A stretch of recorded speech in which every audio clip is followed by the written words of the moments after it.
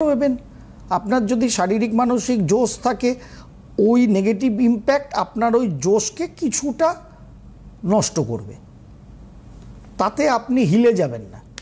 কিন্তু এমনিতে কোনো অমাবস্যার তিথিতে, নষ্টচন্দ্রের তিথিতে যদি কোনো মেন্টাল অ্যাসাইলামে পর্যবেক্ষণ করা হয়, এটা করাও হয়েছে একাধিকবার, তাহলে দেখা গেছে যে অমাবস্যার দিন, চতুর্দশীর দিন, এই নষ্টচন্দ্রের দিনে মেন্টাল অ্যাসাইলামে যে মানুষরা আছে, মানসিকভাবে যারা অসুস্থ, সেই মানুষদের মধ্যে সেই অসুস্থতা কিন্তু বৃদ্ধি পায়।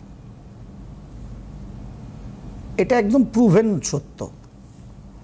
সুতরাং মানি চাই না মানি, আছে তো অবশ্যই। বলুন, আমরা তো কোভিড-19কে কেউ চোখে দেখতে পাইনি, কিন্তু কি ব্যাপক হারে সে মিসাইল মেরে গেছে বলুন তো সারা বিশ্ব সংসারে।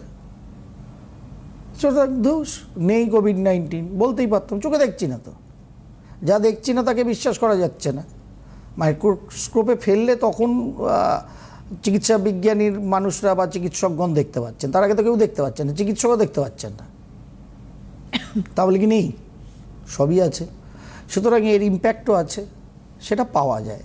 যেহেতু চতুর্থী, অবশ্যই গণপতি বাপ্পার পূজন করুন আগামীকাল যথাযথ সময়। নিশ্চয়ই কামনা করুন নিজেদের সব কিছু ঋদ্ধি সিদ্ধির জন্য।